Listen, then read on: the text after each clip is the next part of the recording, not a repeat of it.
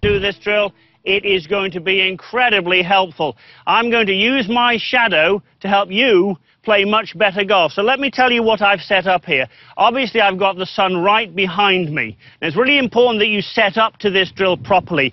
How would you know if the sun is right behind you? It's very simple. You lift the club up, put it in front of your body, and you can see in the shadow that club almost looks like I've got an aerial coming out of the top of my head.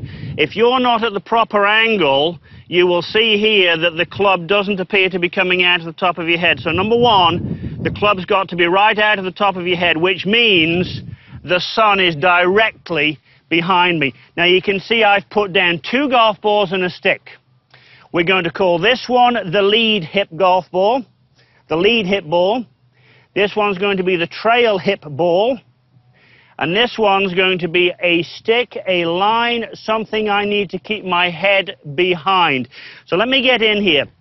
What actually prompted me to do this was doing a bit of research a few years ago. I found that in the Second World War, Ben Hogan, the great Ben Hogan, would actually go out and practice at night using the moon to see his shadow.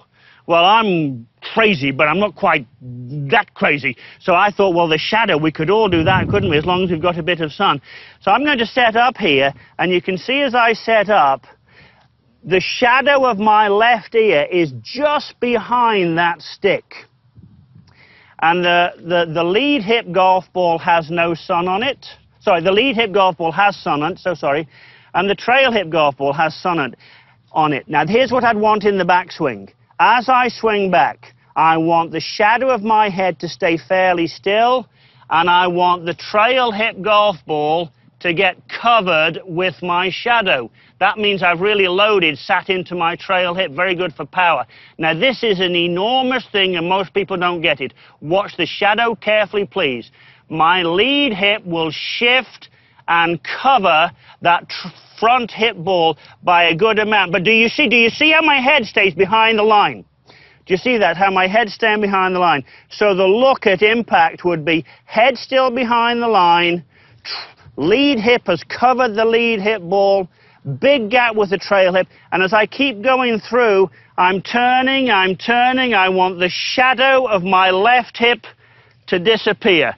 Now, that would be a fantastic drill to do, whether you hit balls or not. So a bit more in speed now, and I'm actually going to be looking at my shadow. Definitely don't want the head moving forwards. I really hate that.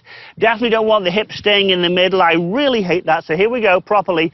Covering the trail hip ball, so I'm leading into the trail leg. Having some shift, there is shift, but I'm not shifting the upper body. You can see that with the shadow. Lower body shift, yes. Upper body shift, no. Turning through, keeping the head behind the ball, left shoulder disappearing, head's back, and then up